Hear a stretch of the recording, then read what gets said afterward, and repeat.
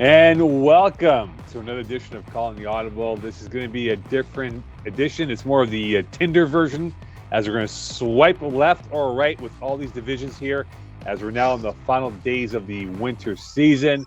Mo, you And keep saying that. When was the last time you actually used Tinder? You know what? I have not used it. I was on it for like 3 days. I got annoyed by it. And I was like, nah, can't do it. So it's I've no never longer done- about the swipe left, swipe right. It's about the super likes. It's about the paid subscription, so you're not maxed out. It's about the group dates with your friends. It's with all the premium features because they realized if you give away love, then what's love got to do with it? Exactly. Tina Turner at his finest. That is the voice of a sober Eagle who was in the UK in Amsterdam, drinking his head off, apparently working. That's why we didn't have a show last week. But Pease is here as one well. of the reasons there was like nobody available last week at all. not even Ray Starward could have done the show for us, right? No, So it was rough. It was rough finding talent for sure. no question. But again, we're gonna do a quick episode today to preview the games on Tuesday, and then we'll have a proper. Speaking of pre-show meetings, Yes. can we do this week's show on Thursday? Yeah, sure, no problem. Yep, sure. Whatever you want. Nice. Whatever your heart desires. Pre-show meeting completed. We gotta let the writers know though, huh? We gotta let them know. Hey, we're gonna. Yeah, we'll organize that. I'll put you on that, and I'll organize the play-by-play. Thanks. And, I'll take the bullets for you on that, there, Pease. no, All right, so, I mean it's right. I just can't do everything, Mokan. Of course. So CTA will be Thursday for the championship edition, but we're gonna preview the games on Tuesday, as we'll have all the participants punching their tickets to Roadshow weekend. Coming up this weekend, and we will have everything wall-to-wall coverage. But before we get to that, though, Pease, let's just quickly go over the teams that are in, for the 6s and 60s, the co-eds, the whole nine. What do you want to start? Divisions. Sorry? What do you want to start?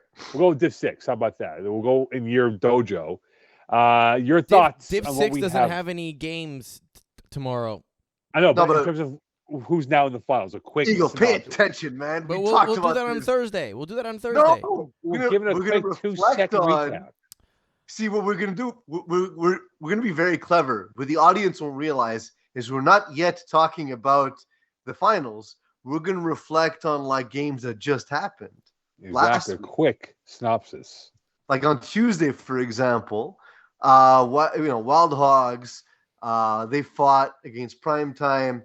We talked about how much better Wild Hogs had been under Jason Armenti, and then he had a 3-interception game against again a tough Primetime defense. They call themselves the best defense in the division. They called their shot halfway through the season, and Matthew Cadigan, Carter Cotton, and Alessio Muro all with the interceptions. One of them for 6. So literally the difference in the game was that pick 6, and it's cool. We have we have them advancing to the finals. We'll talk more about the narratives as we said on Thursday, but we have sort of like an up and comer against a team full of FPF stars and MFL top talent. So we'll talk about that game come Thursday. See, Eagle, that's how you do it. That's a tease. Exactly. Teaser. And find out why PZ thinks one team will beat the other team on Thursday's show. Also, my article is coming up before the show. Exactly.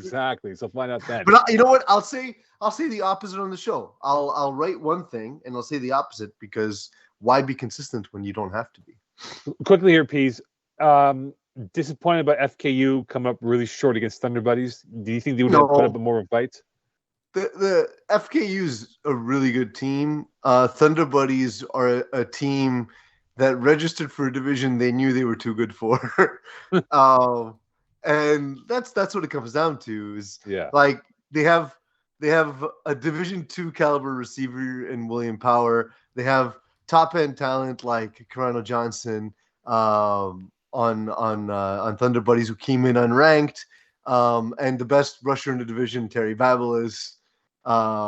So like we have a guy who's likely going to the Hall of Fame as a rusher, playing rusher. Sure, he's new at the quarterback position, but he understands the game well enough to be successful.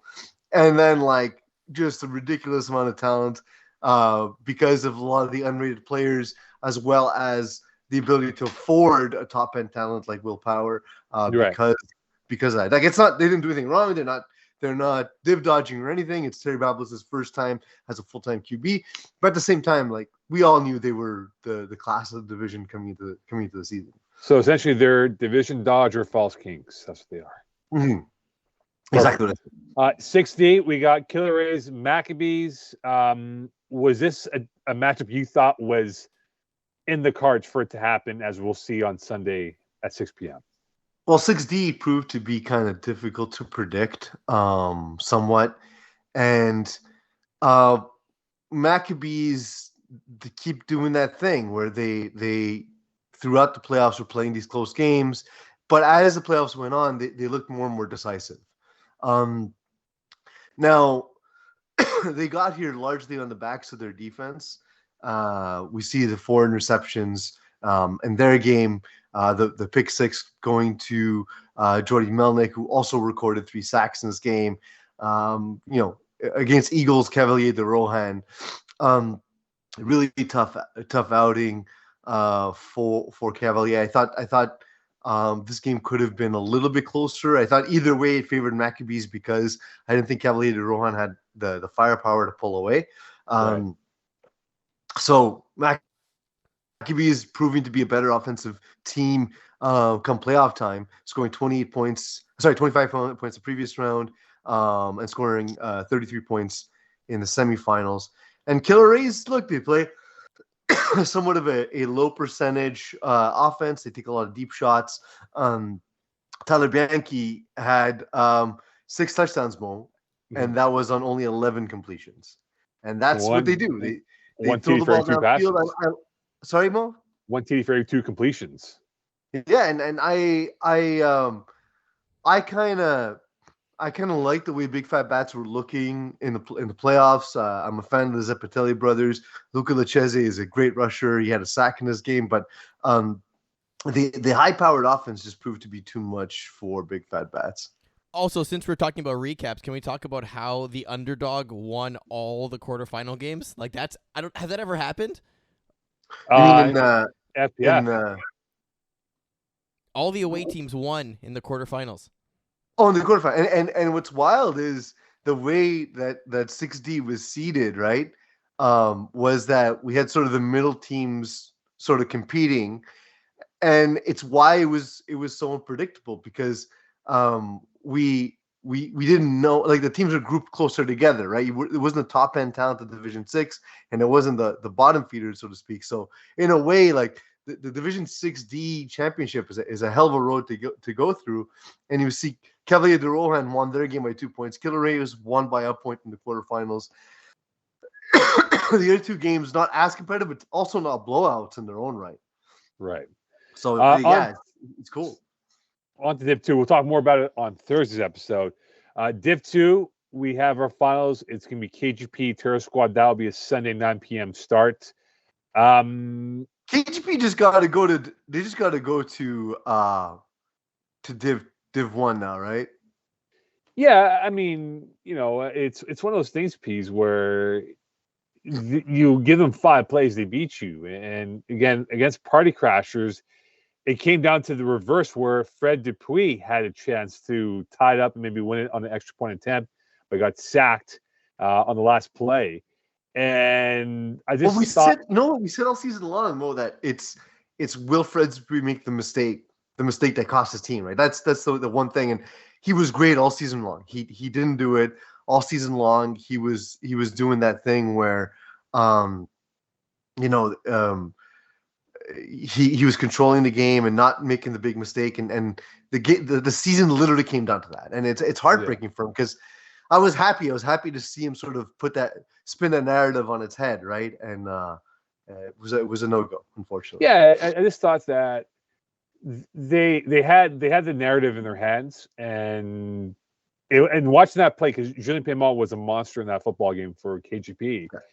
Okay. It's that what happened was Paymal was rushing him, and as he got literally close enough to grab his flag, Fred tried to do a little hip move, right, to kind of buy himself time and make Paymal whiff one way and he goes the other way. But Paymal didn't bite and got the sack, and so he never had a chance to throw the ball in the end zone. Yeah. And you think about KGP, I mean, that's now back-to-back games where they've won essentially in the last play, and here they are in the finals taking on Terror Squad.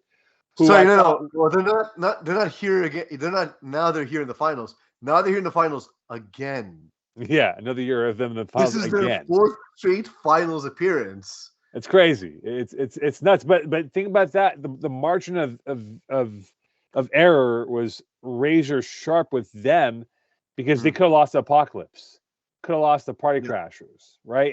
And now they get Terror Squad, who had a relatively easy game where they weren't really threatened by Urjos Medek, who were in a trail the entire time and came up second best in this game. But I think, Pete, we got the two best teams in this division playing each other on Sunday nights. Agreed. I'm excited to see that play out. Other divisions that we can confirm that Div 3, we have our finals as well. Quickly here, Pease, what do you think about the finals that we have as I try to buy myself time opening up the page of what I want to bring up exactly with, of course, Junkyard Dogs taking on the Fighting Hariprasads in the finals on Sunday? Well, so we kept saying that on one side of the bracket, the best two teams were Blessed and Sheesh. Right. And although Sheesh didn't quite look themselves with the regular season, great playoff run, and ends at the hand of Blessed like it did last season, right? So yeah, that game, Stephen Harpersad did the Stephen Harpersad thing. Andrew Lambert makes the one mistake. He throws the interception to Will Power. Terry Babelis, we just talked about him as a rusher. We talked about rushers so far, Mo. As a former rusher yourself, yeah. When we see what Terry Babelis and Julien Paiement are doing at the rusher positions, those are the next two to go into the Hall of Fame in FPF, right? Like it's Kerouac, it's Aridi, and then it's those two. If I guarantee you, I'll give you 6-1 odds. If we both say that the Babylon Club is not Hall of Fame worthy, he'll come up to one of us at some point on the weekend and say, "What is it that I'm not doing well to not be in the Hall of Fame?" I mean, he's not yet because of time served, right? Like he doesn't have the seasons, but the trajectory is there. It's like time served. What is this, prison? Yes, you need to play 10 seasons. Yeah, I heard this week, Mo, that Giannis Antetokounmpo is like an 87% chance of making the Hall of Fame. Like if you like based on his trajectory right now. And that's kind of the thing with Terry Babelis is that given what the stats he's put up as a rusher already and up to and including right now Division 3, yeah, he's absolutely on track in my mind. Absolutely, 100%. I agree with you on that. But you know what? I just thought Langbert had a tough first half. They were down 2 scores, and the thing was, it's funny. I know you hate playing outdoors because of the wind, the ecosystem elements that come into play, but they were. It was weird. They just had a slow start, couldn't fly off the gates, and in hindsight, Bless should have been up by 3 scores by half, but couldn't get that third score lead on them, and kept Sheesh alive in that football game. Well, Stephen Harpersad came from MFL. MFL started as a uniquely outdoor league, right? So right. He definitely has more experience throwing outdoors than Andrew Langbert does. Right. But he was dressed like it was like -20 and it was like middle of January. No, but still, it's there's a bit of a breeze, and also the sight lines are different outdoors. So just for the sight lines reason, that gives Harpersad an advantage. I don't know if it was particularly windy that day, Mo, but like it was. It was. I know for a guy like me, if there's any wind, it's really tough. And neither of these guys are guys who have a rocket arm. They got good arms, but they're not Kevin Wyatt throwing out there either. So yeah, they're guys who kind of use their system and use their intelligence, and doing that outdoors when you have to also fight the elements is a little bit more difficult. And the edge went to the guy who has more miles outdoors, more miles in the mud, Yeah, and the winds had an impact with Jordan Panetta and their loss to Junkyard Dogs. He just had a bad game, couldn't connect. See, that's shocking to me because Panetta can rifle that ball. Yeah, I don't think they ever adapted to the outdoor elements. They just never looked comfortable, and he overshot a lot of throws. Too much depth, too much meat on the passes, lacked a lot of purchase in what he was trying to do out there. And this was I thought this was a perfect JYD game. I mean, the name was synonymous to what the elements were outdoors. That feeling of, okay, you know what, we're gonna have to really grind it out, and that's what they did. And it's gonna be fascinating. We'll talk more about it on Thursday. But this Junkyard Dog team, we questioned them at times here, Pease, but now here they are in the finals with probably the bodies physically to match up the Blessed squad with what they have from a height weight standpoint on the opposite side of the football. Yeah, absolutely. And we said that from the opposite side of the bracket, one of the teams that we thought would give Bless the best run at a championship was going to be Junkyard Dogs, especially after the Carmen Palice injury. We knew it had to be a team with just a lot of depth, a lot of size, a lot of speed, and the top tier quarterback play. And that's exactly what Junkyard Dogs have. You know, Jason Rossi being a top tier quarterback, and managing the game. And I don't even mean that in the I don't mean that in a disparaging way. Jason Rossi was just more consistent inside than Jordan Pineda. Came back, took the lead at halftime, used the size of Paul LaPierre. Paul LaPierre scores those 2 touchdowns. And then defensively, you know, Yves Desjardins, Hensley Adams having their impact as well. So it's a team top to bottom that is well built, and we saw them gain that advantage. Mo, I'm apologizing to our audience because my voice is dying. I've been sick for 3 days, so hopefully I'm not too annoying to listen to on this version of the podcast. No Not worries. any more than usual, anyways. Yeah, don't worry about Thank that.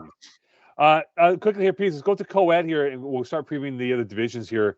Are you more surprised by the fact that Power Rangers crushed Bishop Sycamore 45-6, or that Easy Fun pulled off the smasher grab against Party Mix to get to the finals? I'll tell you what, I'm not surprised by Easy Fun because of the development of Jeremy White. That's been the narrative we've talked about all season long. Easy Fun has been scoring at a rate that we've been familiar with Easy W, right? And Jeremy White was pretty much perfect in this game.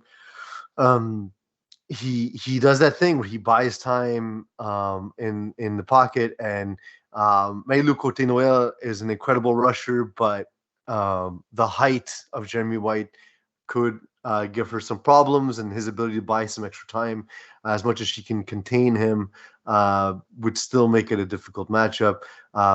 That said, Party Mix was missing a few players, Alexis Gaumont, most notably.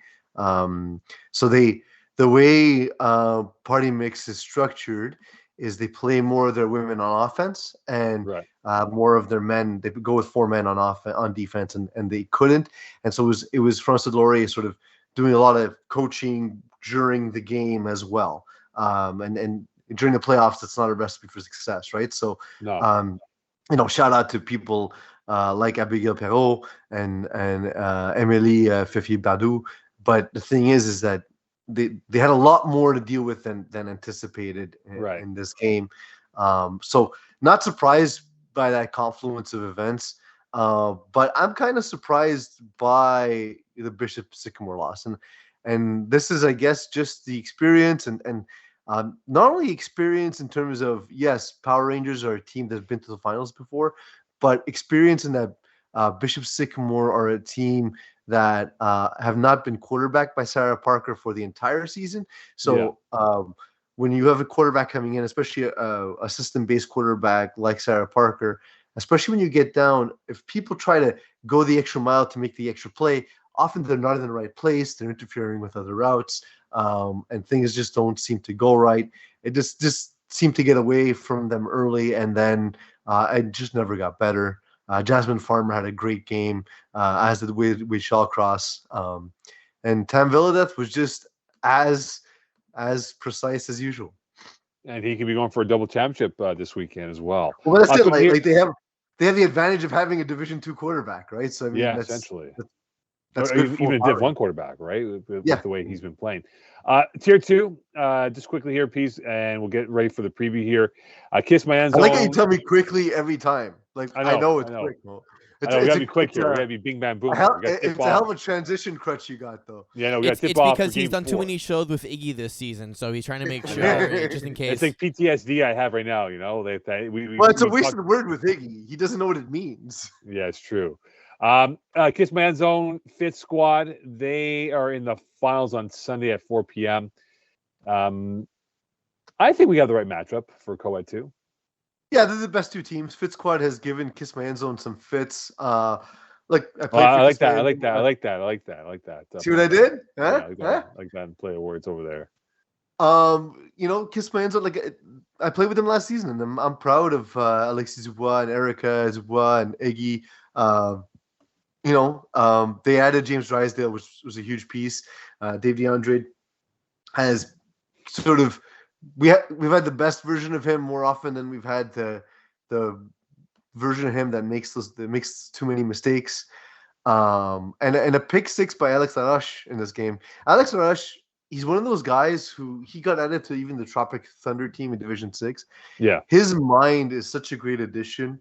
When I played against his team last spring in the Rock, I was amazed by how well and how many adjustments they made in the second half. It was a completely different defense that I had seen the first half, and even up to Division 4, I hadn't seen teams make that many adjustments. So to have that kind of mind in your huddle and a team that's already really disciplined and already really intelligent, I can see how that could have made it difficult for Manuel Cressy-Lozon, who's not a natural quarterback and not somebody who's got a ton of experience playing quarterback at this level in FPF. And he almost beat the Montreal's finest as a quarterback way back in the day. Yeah, but it's also different when you don't have that caliber of players. No, of course. On your roster as well, right? This isn't Division 1, so you can't just get by on your athleticism. And Fit Squad beat Yin and Yang. I thought Yin and Yang was a good matchup for them. It proved to be the case as it was a one-score game. And Rob White. From the point he had stepped in to play quarterback for Yin and Yang, they looked better with him behind the helm.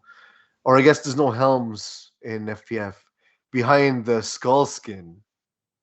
Forehead. Behind the forehead skin of Robert White. They looked all right. And he spread the ball around. Laurent Lapointe had a great game, as did Justin Weir. But in the end, it was just the inability to score, and Felix Goulet, on the other hand, was just more consistent. And Felix Goulet is a really, really good quarterback. We've talked about him, of course, when he came in to throw for Golden Eagles in Division 4. He's really good. So we'll talk about what they're going to look like on Thursday, heading into the finals game, because it's the finals we all want to see. Yeah, no, for sure, and that'll be Sunday. As well, 4 p.m. For that finals. Okay, so on to Div 1. We finally have our first Div 1 games as we're about week 3 or week 4 into the playoff world of ours. And the opening game that we'll have on Tuesday at Loyola is a rematch from week 9. It's All-Stars Gryffindor. Now, there's a history with these two teams here, Pease. If you go back to last fall, under the Contraband nickname, if you remember, the All-Stars went up and it looked like they were going to win the football game, and controversy ensued. And next thing you know, Gryffindor, the old Contraband, went on a smash and grab. And now we have a rematch of that game here. And let's not forget, Pease, right? Paul Lapierre, the whole chain gate with him and Kwesi Gordon Mall. So there's no love lost with these two teams going at it on Tuesday night here. So what's a key point for you in this matchup that you want to see unfold between these two titans that we'll have? I think it's interesting that there hasn't been a Division 1 playoff game yet. For some reason, I specifically see Dan Lazara having to put his sunglasses away and wash off the sunscreen as we've had an unseasonably warm spring. But yeah, he said though, Pease. He said quickly here, because he was at Loyola last week for the Div 3 playoffs. He said, bro, if it's gonna be cold like this, we're gonna forfeit. I'm not playing in cold. Yeah, I told you, the guy, he's not meant for cold, man. It is what it is. I know my people. But the thing is this game is being played outdoors, and I'm curious to see how this goes because obviously Dan Lazara being a tackle quarterback of high repute has played outdoors, but it's different from having played tackle, touch, that kind of flag and touch and that kind of stuff. And that's where Kevin Wyeth is shined, right? And although Kevin Wyeth, he would tell you himself, he didn't have the impact outdoors the same way he did in FPF. I think that seasoning matters, so to speak. Seasoning. Why not? Sure. Some of us took the smoker out for the weekend, Mo, and I think that's going to play a role.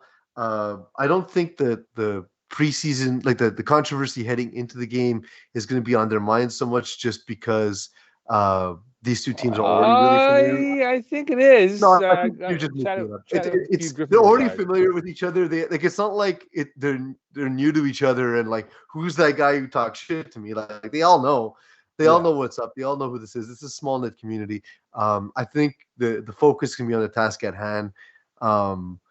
And the last time they did play, it was the last game of the season where sorry, it wasn't the last game of the season. It was late in the season where All Stars, won a single score, won by a single score, right? So it's going to be close. I expect the same kind of thing. In terms of the actual keys, it's to me whether or not they can force All Stars can force Dan Lazaro to make a mistake. Because I think that he's more likely to make a mistake than Kevin Wyeth, and if Kevin Wyeth gets an extra possession, I don't see how All Stars can lose the game. Yeah, I think it's gonna be Kwesi Gordon Mall and his play calling defense and what he will have as schemes against this All Star team. Because not that they were a step behind, but it felt like from a chess matchup, Kevin Wyeth has outfoxed Kwesi Gordon Mall in the play calling. And can he get that one play call? Talk about that one possession, right, Pease? Could he get that one possession in favor for Gryffindor as the hammer and give Lazara that golden opportunity to, okay, here's that INT, go hit it for 6 so we can control the narrative going towards whatever point of that football game. So I think Kwesi Gordon Mall will be the guy to watch out for what he calls.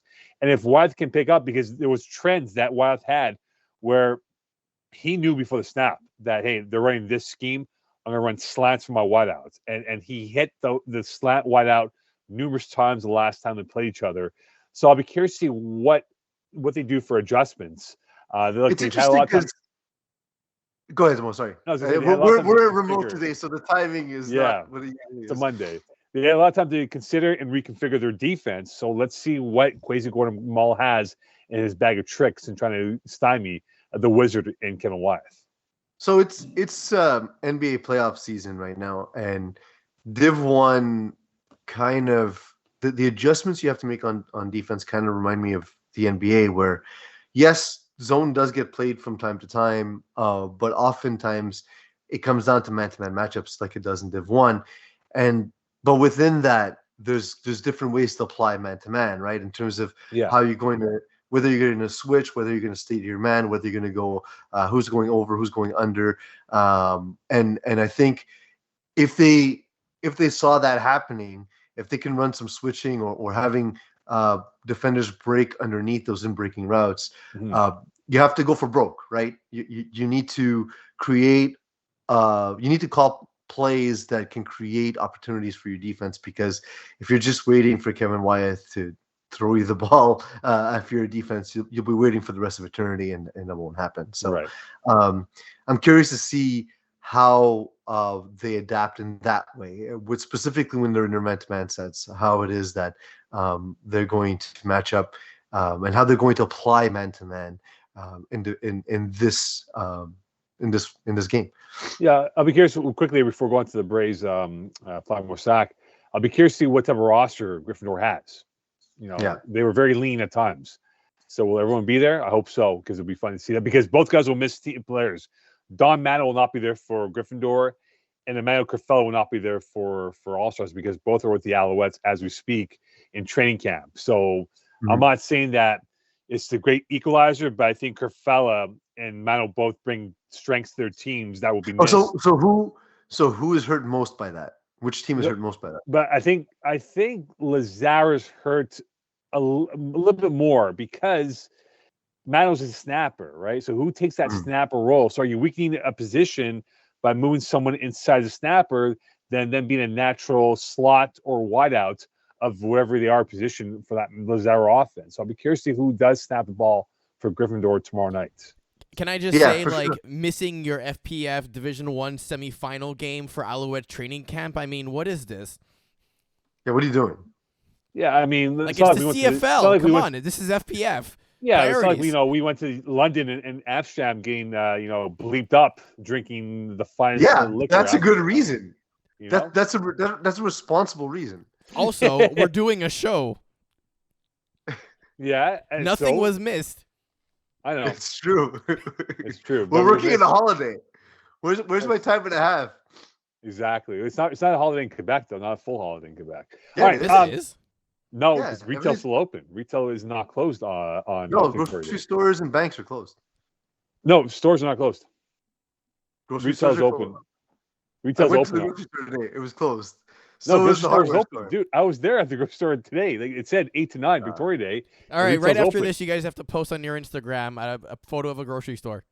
Go. I was just there. I can show you the bill. I bought bananas this morning. Why are you buying bananas for Mo, huh? For my protein shake. All right. Braves, Flagmore Sack, first one to 65 wins. I think that's going to be the case with these two teams. Defense is stupid. There's no point in playing defense. Like, really, you can take away the defense and just score touchdowns. Exactly. And these are the perfect two teams to do it. Flagmore Sack, again, to me, they're just the most fun FPF can be, right? It's Alex Nadeau-Pugh's just. He plays with absolute joy, and it's not just his demeanor; it's the style of play too. It's always looking for the game-breaking play, always looking to score, looking to create opportunities downfield. It's what he does. It's great. There were some questions as to whether or not you can win that way playing in Division 1, and he proved to us last winter you can, right? And then on the other end, you have the Braves, who have become they've sort of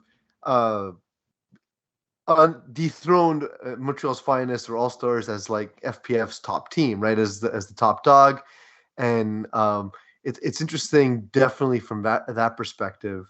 I'm curious to see how that all shakes out. I know Braves sort of have a bitter taste in their mouth from not taking home a winter championship last year, so. We'll see how that all works out. Well, actually, we haven't had a winter champion since 2019, and that is Flagmore Sack, the reigning 3-year champion. The thing I'm talking about. Yeah. Steve Martin, also a prop comic. Yeah. I look at these two teams, and for Braves, it wasn't a pristine season. They had some weird losses this year where we all thought we thought this matchup would have been a finals matchup. Not a semifinal matchup, and all for it is. Yeah, is it just boredom from the Braves? Yeah, I just think perhaps, but maybe they're challenging themselves. Like, hey, let's be a 3 seed. Let's see what happens, right? And go from there. Maybe we make the finals and win as a 3. But look, they're a team to be reckoned with. I mean, they're not to be reckoned with because they're so good that Joe Mayo is a money quarterback, and his confidence that he has, the bravado that he has, I love. And these two quarterbacks that we'll see on display for their semifinal game, I wonder if there'll be more INTs or more incompletions in this football game. Like both these quarterbacks are going to be near perfect. And it might come down to Pease. That one stop, that could be the difference in why the Braves or Flagmore Sack are going to be in the finals on Sunday. And who can come up with that big play on defense? That's going to be the key, I think, on Tuesday night with these two teams going at it. What's interesting is all season long, like you talked about how Braves haven't looked themselves. Joe Mayo has a single game where he completed under 60% of his passes all season long. Right. Like the efficiency is still there. It seems like on defense they're not entirely clicking. As they've given up more points than I think any of us anticipated. We thought kind of what the Braves have done is similar but opposite to Flagmore Sack in a way, is that they've created extra possessions, and Joe Mahu's efficiency makes that impossible to keep up with. And so they haven't really had that advantage this season. Yeah. And it makes it, to me, one of the most interesting Division One playoffs we've had in a long time. There's not two absolute front runners, right? Like, it's not No. days of Montreal's finest and D-boys. This is going to be something totally unexpected, I believe. FYI, we got to make sure that if Gryffindor do qualify for the finals, Dan Lazara is on schedule to do the Div 3 final and the Div 1 Important final. note, because of broadcasting personnel that might be playing in these games, some of your games may be moved up an hour or down an hour. Yeah. We'll keep everyone posted as we move forward. Also, Iggy had some news you wanted us to share, of which Yes. I'm not looking at. So Yeah, we'll do that at the end. Okay. Let's go on to 4A and 4B. Starting with the 4As. In the quarterfinals, I score kept all the quarterfinal games for 4A here, except for the top season small giant game here. But KCP Raw, they ran into a buzzsaw and blackouts who I thought were tenacious on defense and made things very confusing for our man Ryan Garber. I thought in the Mongoose Stokes game, Stokes just couldn't. They had chances, but just couldn't cash in to keep up with Mongoose. And for Brotherhood Takeover, I give full props to Takeover because they really neutralized Quasi Gordon Mall as a passer, and Eagle, who's been on the Quasi Gordon Mall anti-bandwagon of what he is, couldn't come up with a big play. And at the end of the day, we have a pretty good semifinal battles here with Small Giants, Blackouts, and Mongoose to take over. I mean, it came down to a convert, though. So it wasn't the thing Eagle's saying.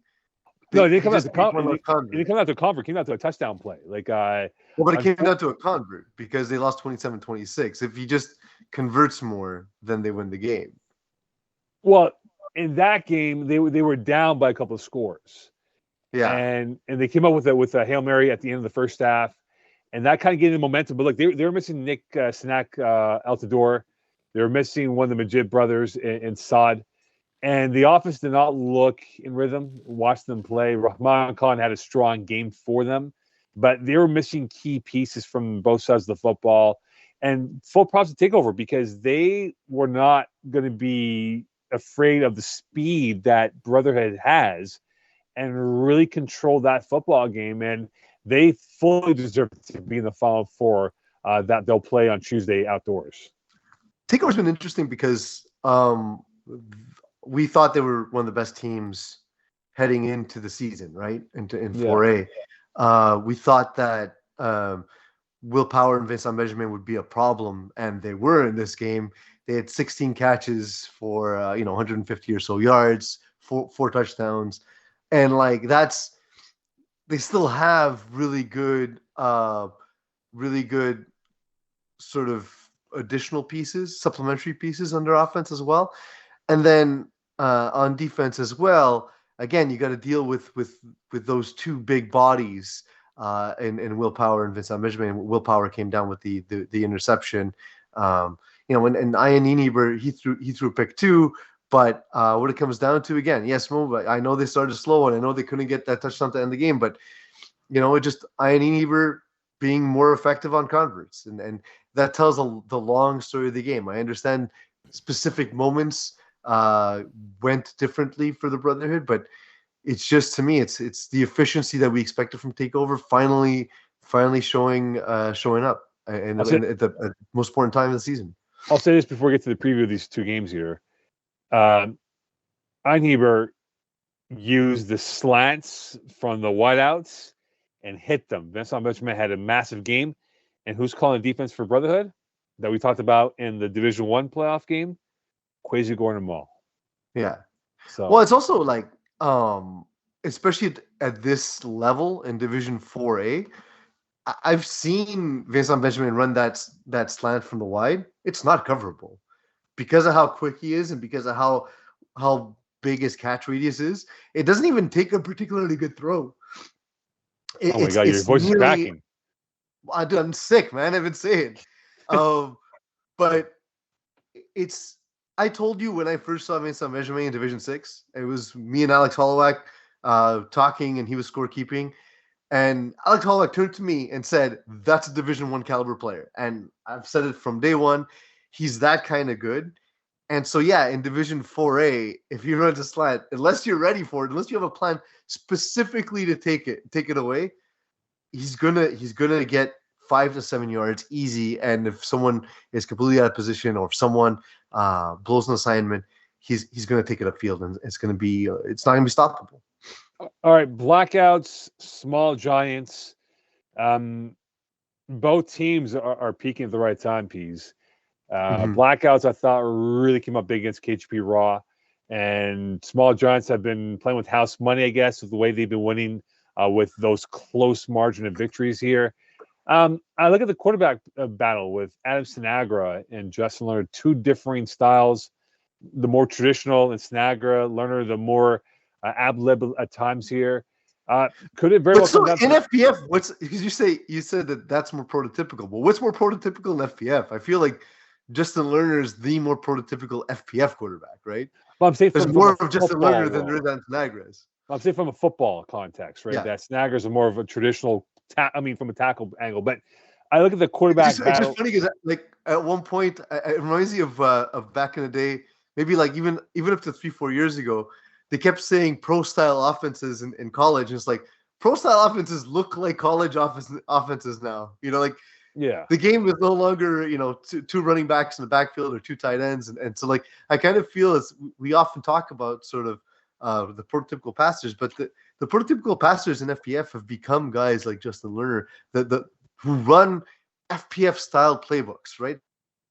Playbooks that work specifically in this division, and that's his strength. His strength is, he's an absolute freak of an athlete, even though he may not look the part the same way Sinagra does, but his play calling Sinagra does not look like one of an FPF veteran. Sorry? Sinagra does not look like an athlete. If you saw Sinagra, not athlete, but I mean athlete in terms of, like, when you think of what a quarterback looks like. Yeah. You think Adam Sinagra, you don't think Justin Lerner, right? Yeah. So, but I think Lerner's got to play a clean game, though. Because you go back to the Bruins game where he had that crucial INT that could have cost him the game. Thankfully, did not cost him, but he's got to play a clean game because that blackout defense. The key of why they look better now is the line of communication from the rusher to the back line of their defense, all in unison, and how they played. And they really force those third and fourth downs. Like, it's more common that you'll see a third or fourth down against blackouts than any other team. And I just think that they could force a turnover or two if Lerner does not have a clean game. But also, I'll be curious to know, from a small Giants perspective, how healthy will they be? Because they are banged up, there's a lot of guys that have had some lower body issues all throughout the course of the playoffs. So they're not playing with a full deck of health.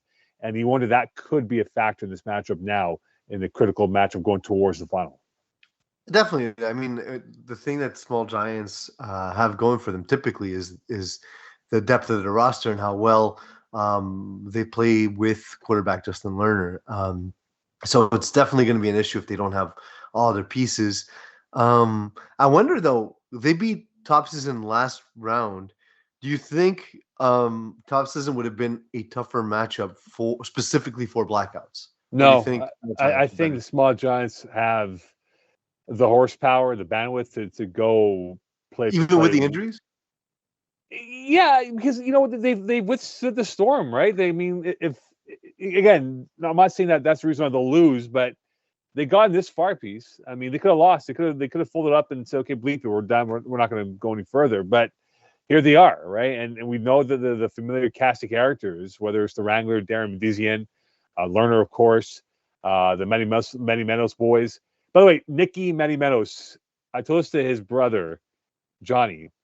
Nicky is the Greek version of Ray Maluga with his new hairstyle that he has. Right. I think take him out, man. That hair, man, it looks like Ray Maluga for sure. But he's a guy to watch out for. Can he exploit that blackouts defense? And blackouts has some pretty good coverage guys on that defense. So can he win his one-on-one battles that he'll have to face outdoors at Loyola? Yeah. Look, I think the fact that it's outdoors also favors blackouts. The injuries favor Blackhawks, but we're not making our picks just yet. So we'll see. We'll Yeah, see. We'll see what when we get to the pick segment, what we think of sure. that. Mongoose take over. I like this matchup. I know Mongoose has peaked, and with I know the 6-4 record is not reflective of their display on the football field, but I think this game is a lot closer than what many people might think it could be in favor for Mongoose as being the favorites in this matchup. And as stupid as it sounds, it's sort of like a home game for Takeover because they have played literally like their youth on that football field at Loyola, and Will Power just has this surge in him, like that surge in power, to really carry this takeover team to the finals. And I think it's going to be a great intellectual battle of what Alex Gaudette and these guys do on offense for Mongoose against a very good and focused defensive takeover if they can checkmate each other from that angle. Mongoose are infuriating. I know you hate I've them. talked like no, I actually don't. There's few teams I have more respect for, but again, they stole a championship from me. And They won one for Ray Starwire though. well, no, I believe that one didn't count because I think if they would have given Ray Starwire credit, they would have lost the game by forfeit. I think that's what we decided. But no, it's the thing with Mongoose is they're just so intelligent, and it makes me wonder how they're going to head into this game because Takeover did beat them 39-18, right? And Yeah. if I can draw from personal experience, I remember we had a really good feeling heading into the finals because we had beaten Mongoose during the regular season. And I said, well, guys, we know what to expect. They know what to expect. We're a better team. It's fine. Except, no, they knew what to expect, and we didn't Right. because they were so much better at game planning. And Alex Godet was so much better at executing than we were. And that's my worry for Takeover is if they come into this game thinking it's the same Mongoose team they faced weeks ago. And I'm not even talking about, playing at a certain caliber during the season and playing at another caliber in the off season. I mean specifically that they will come into this game and look like a different team than you've seen. I wonder if Alex Gaudette has an error, like a mistake in him, because he's near. Yeah, he's, but he's flawless. it's not enough. It's not enough. It's they're gonna create mistakes. They're gonna give takeover looks they haven't seen. They're gonna call plays on offense they've never seen, or aren't expecting from Mongoose specifically. Yeah. They're infuriating. If they've played you before, it's the worst thing ever. It's why Chris Rive of Stoics did not want to play Mongoose. And Yeah, lo and behold, he despised that matchup. But then I and spoke to and, him that, and, that, and afterwards. that's what happened. It went exactly as Chris Rive, who expected this coming into the game, coming into their game, expected to see a different Mongoose, got it, and still couldn't adapt. So yeah, I'm. Yeah, he said he missed on plays. Like he goes, if we hit those 2-3 missed plays, maybe it's different. But that's how that's their game. the That's status Mongoose's of game. that's it. You have to have that. You have to have that high level of execution. If you want to win big, you got to play big, and they didn't play big that time. But I'll give you one name here. They're going to force errors, and they're going to play efficiently. Exactly. Maybe a guy like Alessandro Acciato will be the guy to watch out for. Or Julian Wilson, I think. Julian Wilson, too, is a guy that we don't talk a ton about because he tends to be the third or fourth piece in a lot of teams, but he's really good. He can be the under the radar type of guy for them for that game. Yeah. 4B, we got the U, Le Verchefort, Beer Belly Brigade, and Vultures. Before we get to the two matchups here, Beer Belly Brigade should be thanking the football gods because Voodoo had them dead to rights. And on the last play of regulation, with them down by 1, they went for the 1-point convert as opposed to the 2-point convert, and they hit it. But I'll say this though, PZ, perhaps, and I think the left foot of the game time extra point was out of bounds for Beer Belly Brigade, but it was not called like that. They went to overtime. They went 34-32. So then they're not in the finals here. But I like these final 4 matchups. I like these 4 matchups. These 2 matchups with these 4 teams. The U, the Verchefort, That's gonna be fun to watch because I want to see if the Velspol can rattle Evan Frank in this very relaxed and focused U offense. What I like about it is the U are kind of KGP-ish in that you just look up at the end of the season, and regardless how they played, they find themselves in the finals or in the semifinals in this case. And they're going up against Les Verchevals. Now, the interesting thing about Les Verchevals is they have the personnel to stop the U, especially defensively. Um, they've kind of formed their identity as the season went on. They're a different team from season start to now. We saw it last week against the Les Montagnards. Les Verchevals were just, good across the board. They went with Thomas Charles Paradis at quarterback instead of Nassim Wadi. And, it was an interesting decision, but it paid off. It worked. It worked, absolutely. And they got 3 interceptions. Nassim Wadi, by the way, he's not the same kind of defender that Vincent Morissette or Guillaume Bellin is, but he's the kind of guy who is a really good athlete and doesn't necessarily. It's not like he doesn't make mistakes in coverage because he does, but he can make up for them with his athleticism. And sometimes you're making a throw that you think is open, and all of a sudden he comes crashing across the middle, like the boulder at the end of Indiana Jones, and he's there and he's making a huge play. We get a message from Eagle as we're doing this podcast. Do you read his message there? No. Just keep on track. All right, I just want to make sure because if you want us to read the message, Eagle, we'll read the message. No problem. Just keep going, Mo. Why are you so distracted? I know. Like you mentioned, the two guys, Guillaume Ballon, Vince Morissette. Very smart, high IQ football players, piece. And I think for Evan Frank, will he dare to test those guys out, given they sort of have, not sort of, beg your pardon, they have the range to make a play on the football in the air. And that's going to be fascinating to see how he approaches that angle on offense and what he does. Or will he try to go with the Chinese torture approach of the water drip where he's going to try to milk the clock and really squeeze the plays and make sure that if I'm Evan Frank, I take out the mental telestrator and I draw a circle around Guillaume Bellin, and I don't throw anywhere near that at any point during the game. Or you point him out, that's the mic right there. That's the mic right there. Please. After about the third play against the Verchevals, I was like, oh yeah, no, whoever that guy is, the ball's not going there. Of course. He's really, really, really good. I think that's really key. And Julien Fizet, he avoided him and still threw 3 interceptions because, again, it's a really good group of athletes. So we saw last week how that paid off for them.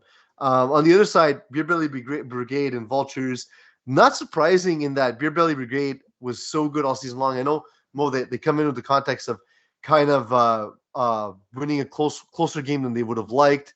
On the other side, the Vultures had that kind of game. Iggy messaged me after their win over Hiding Martin. He said, yeah, Ben McMahon was just on. We couldn't do anything.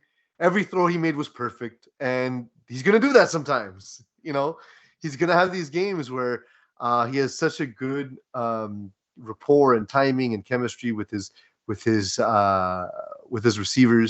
that I'm curious to see if there's a way that Beer Belly Brigade can handle that. Yeah, it's going to be fascinating with the quarterback play with both those teams because they both have quarterbacks that love to use the legs. And, the ingenuity with those two is at its best. But I think it's going to be the fourth receivers on those rosters that will have to be the big factors in this matchup. Because I think both are prolific on offense, that they can hit the long ball or make a big play or convert on a third down for a first down here. But it might be that supporting cast guy that no one talks about. That can come up big in this matchup. And I think in hindsight, piece, this could, if we take away the other two teams on the other side of the bracket, this could definitely be a finals quality like performance from both these teams that we'll have on Tuesday night. So I disagree about what the key is. I think specifically for Beer Belly Brigade, Xavier Tran Khan has been No relation to um, Mocon. no, not of a different Khan family. Um, Yes. the He's been a very effective rusher all season, but I think against Ben McMahon, the thing that works best is if you have someone who's physically gifted and tall who can sort of take away the middle of the field, force Benny to roll, and have sort of a collapsing defense where you have a rover sort of collapse to the strong side and force Ben McMahon to throw across the field.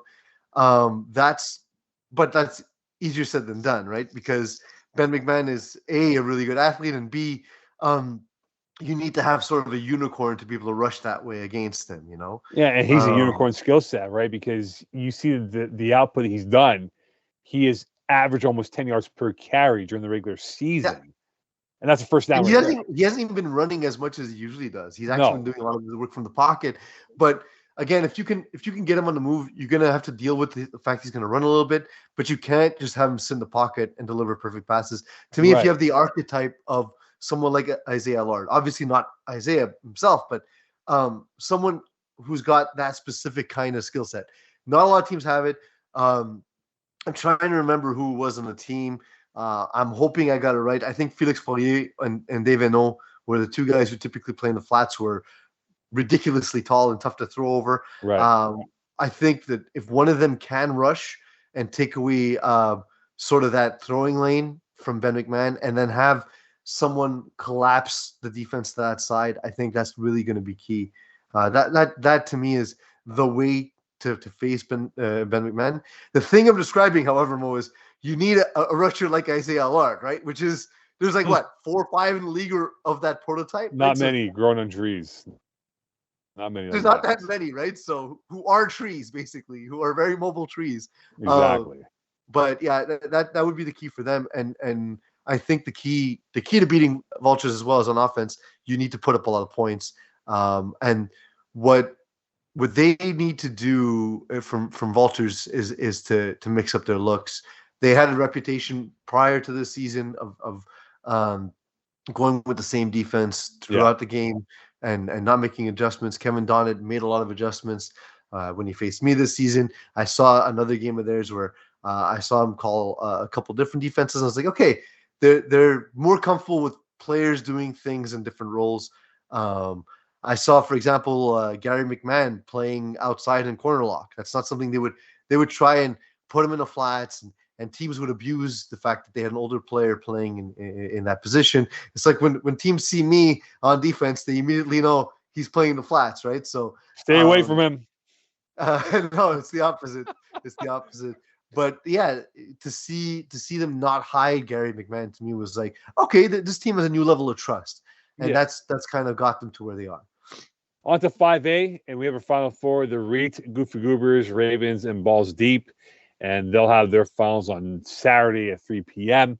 I was telling you, Goofy Goobers are good, man. Yeah, but you know what? I saw a couple of the Reet guys at a football practice on Monday in Laval. Mm-hmm. They're confident peas. Like they believe. I'm not going to quote them directly, but the sense I'm getting from them is that they believe their name should be on that plaque before the game is over on Saturday. Like they think they're going to the finals. Like this is an automatic given, and that they believe that we think that they're false kings. So I said, whoa, I never called you guys false kings, and neither Peasy. So don't put words in my mouth. So like, do teams do that? Like where they need us, they need to use us as poster material because they can't get it up otherwise. We're like we're their Viagra because we never said a negative. We're like, yeah, Reach's really good. They should win the championship. They're the best team in the division. Oh, they hate us. Yeah, all right. They are sort of like, because they go, yeah, you guys think we're false kings. They go, whoa, you guys watch the podcast? Like, no, really not, or on mute. Just do us on Spotify on mute. but thanks for the listen. Thanks for the download. Yeah, but you're right though. Goofy Goobers. Like, I called them out thinking that they weren't a good team, but they have proven myself wrong, and that they can definitely compete with Reet. And I'm not saying Reet's going to come in there with an arrogance that, hey, we're going to beat them easy. But You this will just not be said, easy. "Whoa, you can't say they're not going to come in with arrogance." After you said they think their name should be on the championship flag. Yeah, but I'm saying, like, you know what? I apologize. They should have come with that arrogance and say it's gonna be an easy win. But they got to realize that Goofy Goobers is going to give them a good run for the money, even though the REIT did beat them by 28 points, whatever it was, way back in week 11. But they're But a lot better now than I think. Like it's taken some time for Kevin Smuda to coach up the defense because it's hard. It's hard when they're not your guys, right? To get them to play at the level you require. yeah, And so that's to me going to be key in terms of how he's adapted the team. And they have the athletes to nullify Max Bura on offense. So if Russell Schwartz can find secondary offense, he's going to need it. But likewise, I can see the Reach not taking Max Bura seriously, and then him ending the game with a couple of interceptions on his side of the ball. You know. yeah. But how do you stop Svaranga? Like, I don't know what you can do. And you got Dawson Pierre, and then they just have all these bullets that if one doesn't work, well, we got another bullet that we can fire off and pierce your team. Yeah, I mean, on paper, this game's over. The Reed have the better roster.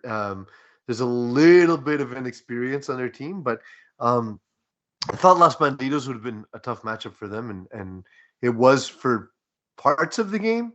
And then, in the end, Los Bandidos unable to complete the comeback. Yeah. And Tino Sparagna, to your point, Mo, he was 14-17, but he did throw 2 interceptions.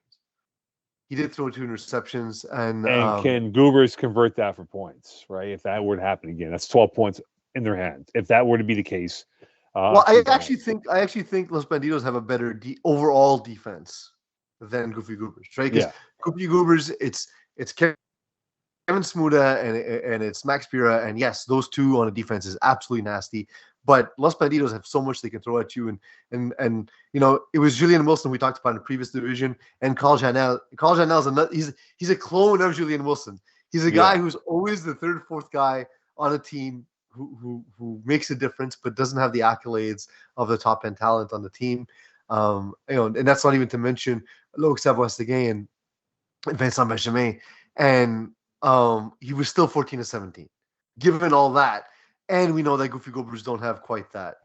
Right. Are you doing like a Teen Wolf thing, Mokan? No. I'm just wanting to see a quick stat for. I'm looking at your hair. Like you look like. Oh yeah, my hair is going all over the place today. I was outdoors in the wind, man. The wind took my hair out today, man. Not looking good today. That's didn't put product, and that's what happens. Speaking of product, what do you use? Like Vanilla Ice Special? I don't get it. No, man. Today's Monday, man. Monday's whatever, man. Apparently. Anyway. Make sure you get it under control for next weekend, though.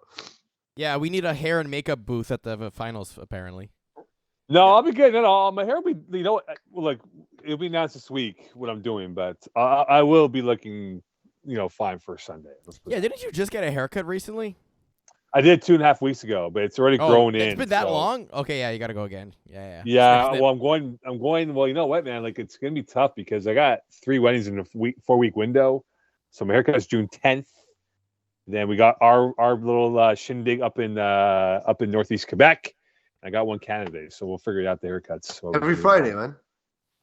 Yeah, I'll figure it out, man. All right, on to the next game here before we get to Eagle and his team.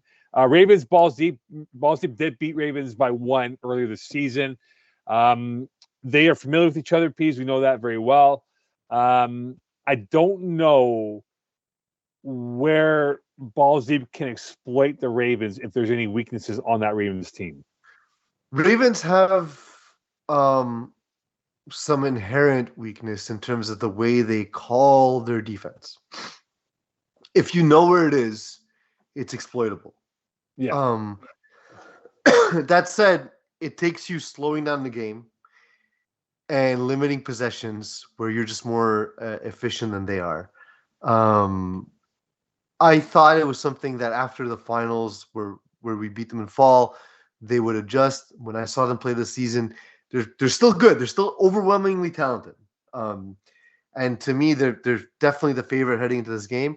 But if you know what to look for, there's a way you can protect the ball and also keep the ball out of Joel Hull's hands. And that's the key to beating them from an offensive perspective. From a defensive perspective, we've said before, if Joel Hull has a specific weakness, it's resetting his feet to make his second and third read. So if you can disrupt the first read and your rusher can apply pressure to Joel Hull before he can set his feet to make the second to make the sort of second and third read, because he throws so hard, any inaccuracy is exacerbated as the receivers won't have the ability to make the play. I would imagine Brendan Birch comes in as the rusher. He's been okay. He hasn't been one of the top tier rushers in the division. I worry that weakness is going to play into Ravens' hands, unfortunately. Yeah, that is my full breakdown of that game. Yeah, I think Ravens are definitely going to be the favorites in this football game. Balls Deep were a laughing stock last season for what they couldn't do, and they were just a terrible football team. And it's been a redemption year for them for what they were, for how far they've come. But I'm curious if maybe they might run out of gas, or they've reached the last stop on their train ride right now. And I just think that the wealth of experience that the Ravens have, that we talk about we talk about teams like KGP and how they've gone deep, and if not to multiple finals and won championships in a row. But the Ravens now have gone into playoffs very deep in years past. I think that could be the factor in why they do win this football game and punch their ticket to their finals on the weekend, because of that wealth of experience that they have with who they have as a core to work with on that roster. And Ravens also were missing Matthew Hull, Flag Jesus, last time they played. And that makes a difference, right? I expect him to be there. He's one of the team's best players. He's, Div 2, Div 1 caliber players. So obviously if he's not there, that changes what Ravens look like. And they got off to such a slow start and actually outscored Balls Deep in the second half. Right. And they could have used Matthew Hill's big body on the converts, right? Both defensively and offensively. On to 5B, and this is the Eagle division, and maybe Eagle will be in the finals. Eagle to lose, right? That's what we decided. Well, it's a Saturday 4 p.m., so it's not too bad of collateral damage, because it's not like the first or middle game, and it's one game, so it's not too bad. But lockdown, they pull through. Speakeasy pulls through. How surprised are you that the Warriors upend AF1, who many thought, including myself and you, that we thought they were the favorites to win this division? We didn't think they were the favorites. They were the favorites. Yeah. The thing is, Simon Blais made a mistake, and it cost him. He threw the interception to Mitch Furgenbaum. Matthew Littner almost got his hands on one as well. Furgenbaum was able to take his back to the house, and that's the thing is, Simon Blais actually outscored the Warriors' offense, but the additional score on defense was the difference. We did say last week that Warriors were one of the few teams that could give Air Force One a tough time because of the speed and because of the overall talent.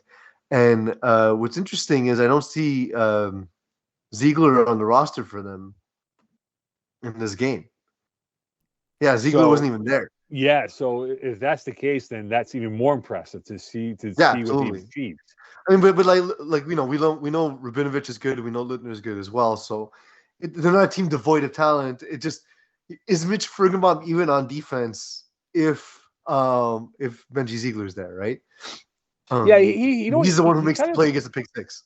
He kind of Baker Mayfield his way through from 2 years ago, right? Like, not saying that he had to throw for 300 yards here, but 103 yards, 3 touchdowns. It's good enough to win, and the defense played well enough to win that football game.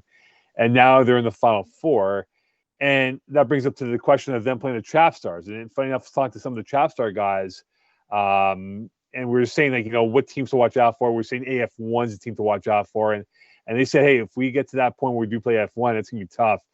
I wonder how elated they are that they're not playing a Mitch Furgenbaum roster than Air Force One that they would have faced had that been the case. Well, we can ask. You know about lockdown in a potential matchup? No, I'm talking about the Warriors against Trap Stars. Trap Stars. I'm sorry, you cut on my end. Well, sorry about that. I wasn't sure no worries. what the question was. I was confused because I was like, wait a second, that's not the game. Um, Yeah, it's yeah, that they avoid playing AF1, right? Trap Stars, and now they get the Trap Warriors Stars are a instead. team we didn't give. Oh, sorry, no, Trap Stars are a team that we liked coming in. Cooper Young was the question mark, right? And he played incredibly well all season long. Yeah, He outdueled two Pfizer's and Fotzef Johnson. Danny McPhee not able to keep up. And Cooper Young was ostensibly perfect, having thrown 6 touchdowns and only 8 incompletions. It's a great game. Vincent Rizzulo is a guy we start talking about later in the season. He's made his imprint on the game, and you expect more of the same. You know Cooper Young's going to spread the ball around.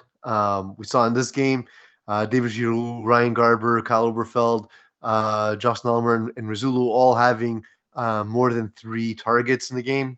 That makes a team very difficult to defend. I think Trap Stars will use that to their advantage. right.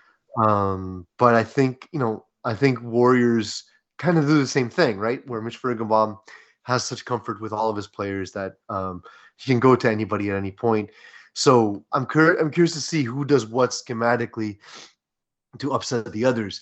And if you're the Warriors and the Trap Stars have come in with the way their offense has been so efficient, and Cooper Young only throwing 4 interceptions all season long, Mo, what do you do to try and get them to make mistakes? Yeah, it's going to be fascinating because I didn't get to Skorky many to see Trap Stars in person as much as I wanted to this past season.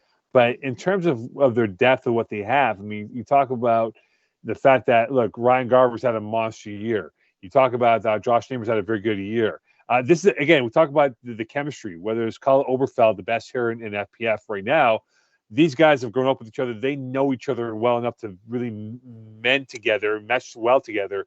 That there's no hiccups. That hey, we can if we don't do it with one guy or the other guy, person 3, 4, or 5 will step up to the plate. But I'll be curious to see how this Trap Star defense plays against this Warriors team. That watched them play way back in week 1 and even a couple of times during the regular season. They had some hiccups with their offense. So can they force a turnover against the Warriors that can go for points for them?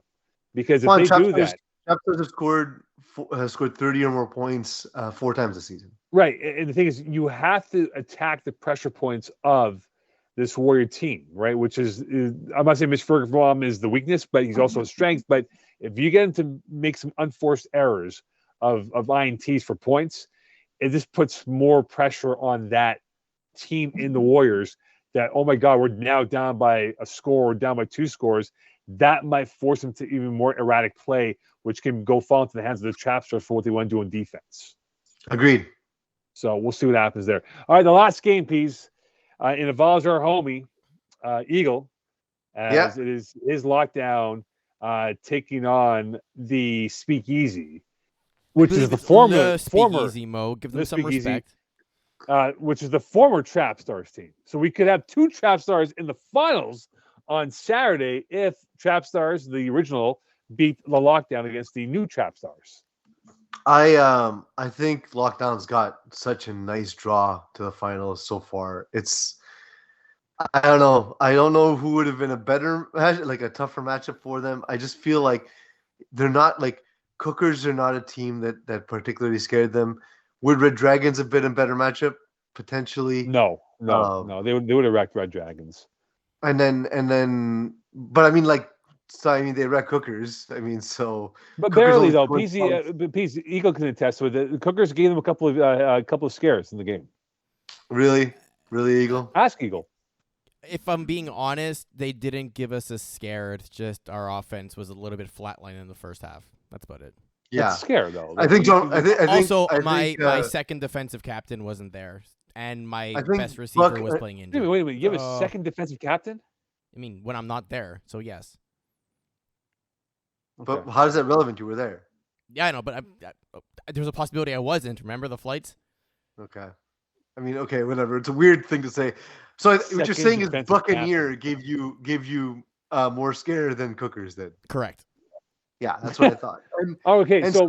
Speakeasy and Bin, like there's something about Bin that I think could have been annoying for lockdown because they're pretty good athletes and they probably have manned up a lot and put a lot of pressure on Buccaneer to be patient. Yeah. Where now they face a team where I think again they have a lot of advantages over Speakeasy. Lockdown's offense has a lot of different options. We've seen all season long Reese Morgan Tracy and John Michael and Fonzie, and Fossey being sort of the new breath of life for this team. But then the reliable hands of Max Newcastle and Steven Operico, right? So you have comfort, and they added an explosive element that they'd been missing for seasons. It's the best version of Lockdown playing in a division that they should have been better at for a long time.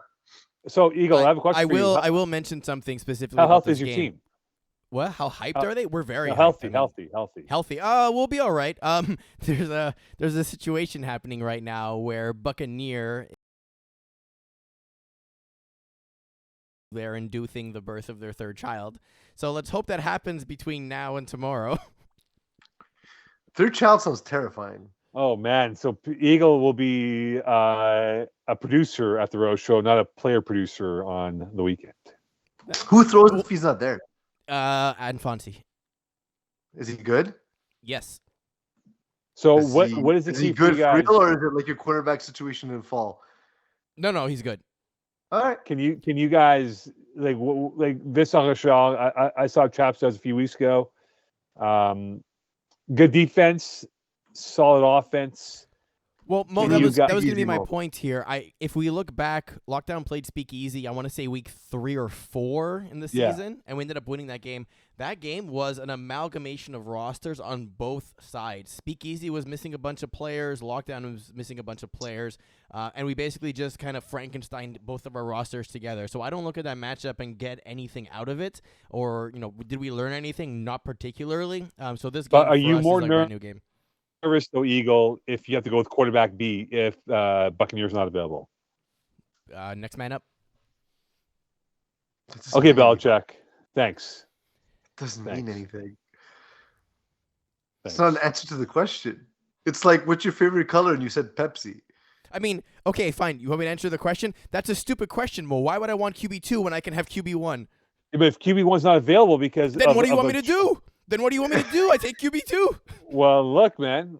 Are you confident that QB2 can do the job then? I'm not confident, yeah, but I'd prefer QB1. Okay, she's not confident in QB2. Hey, Peas, don't worry. You'll have Eagle in the producer's nest on Saturday, then playing football on Thank God. 4 p.m. Yeah, so I will ask you a more relevant question, Eagle. Like you said, it was an amalgamation for both rosters. Which team do you think gets hurt more by not having sort of additional information about the other team? Is it you or is it Speakeasy? You can't see me. I'm thinking. Yeah, I can see how he's thinking too. I gathered by the silence. Yeah, like he's on the phone, and then we ask him a question. He's like, "Oh crap, let me ask this question here." Probably us is hurt more, just because I think we're a little. I mean, obviously I don't know the guys, but a lot of my planning is cerebral. Yeah, like the whole chess match. So the more I know, the more I can prepare. So now it's more like look at old games, see trends, that type of stuff, versus if we had known exactly what their system was, there's something we can work around it. Right. So Maybe now we we do the know. same thing. So who knows? Now we know who we're gonna pick during the next segment, which is called... which is now time for Games of the Week. Watch the games of the day because it's tomorrow and it's not for the week. I mean, I'm gonna post this right after we record it, so people are gonna get it right now. Okay, here we go. Wait, I gotta get the music first, Mo. Come on, man. Well, we're trying to speed this process up here, man. Are we though? Because I mean, you said you wanted to do it in an hour, and we're already at an hour 20. I mean, this is like an Iggy show right here. The equivalent of Iggy show. That's okay though. So we're gonna do this a little bit differently than we normally do. Instead of going division by division, I'm just opening up the calendar, and we're gonna go through the games top to bottom for May 24th. We're starting with Division 4B, the U versus Les Versfol. You. The U. Close though. All right. Then Division 4A, Blackouts versus Small Giants. Blackouts. I'm gonna go Blackouts in a very close one. And we have Division 1 and 2, specifically Division 1, All-Stars versus Gryffindor. Oof. I'm going to go All-Stars, but I think this one will be close. Yeah, All Stars in a controversy. All right, we're going to go to the 8 o'clock games. Division 4B, Beer Belly Brigade versus Vultures. Vultures. You know what? Give me a Triple B. Division 4A, Mongoose versus Takeover. Take over. Mongoose. The jerks. And we have Division 1, Flagmoilsac versus Braves. Braves. Give me Flagmoilsac. Repeat. Let's do it. All right, 9 o'clock games. Division 5A, The Reet versus Goofy Goobers. Reed. The Reed. Division 5B, Lockdown versus Le Speakeasy. Lockdown. Speak easy. And You just want to Division- produce the show. It's fine. Division 5B, Trap Stars versus Warriors. Top Stars. Capstars. And the person who drew the shortest stick of them all, the 10 o'clock game, we have Division 5A, Ravens versus Balls Deep. Ravens. Ravens as well. And that's going to be our games of the week. Quick update here, just for everyone else. It's kind of like a wrap-up. Spring registration closes tomorrow, so definitely take care of that. FPF Junior registration, by the way, is open, so if you have kids that want to play, let us know for that too. It's a new format this year where instead of doing more game-focused, it's a lot more practice, training, drills, concepts at the start, and then later on in the season, we actually do the game structure to really apply those skills. So all the details available on the website. Feel free to check that out over there. Also, Winter 2022 All-Star Game has been announced, so definitely check that out. See if your players, yourself, made the All-Star team rosters. There's a breakdown of all the different components for it and the details about the game itself, so check out this article on our site. It's all over there. Was there anything else Iggy wanted us to mention specifically? I never knew. Yeah, he mentioned a whole bunch of things. I lost track after the All-Star thing.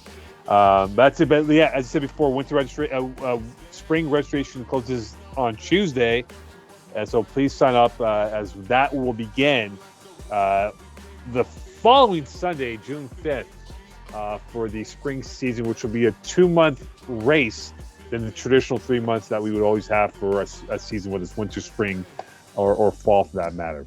The other one was the Free Agent Combine, which is tomorrow, question mark? Brought to you by Athlon.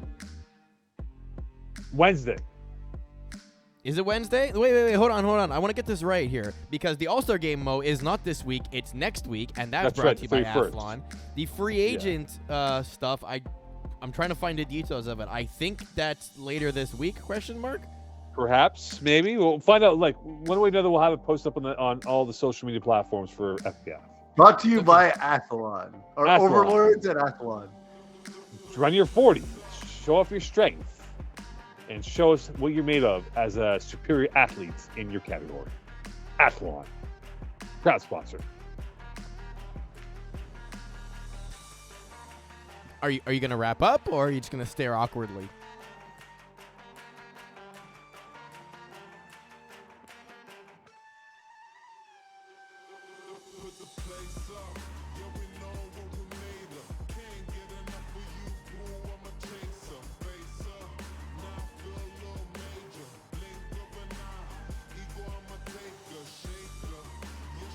All right, let's wrap it up now. Magic words, please.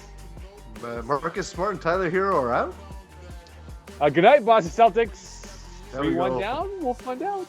I think so.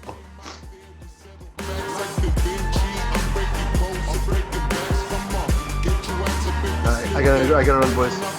All right. So Thursday, right?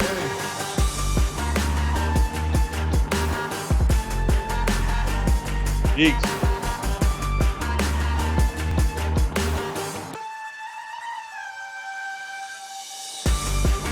Eagle.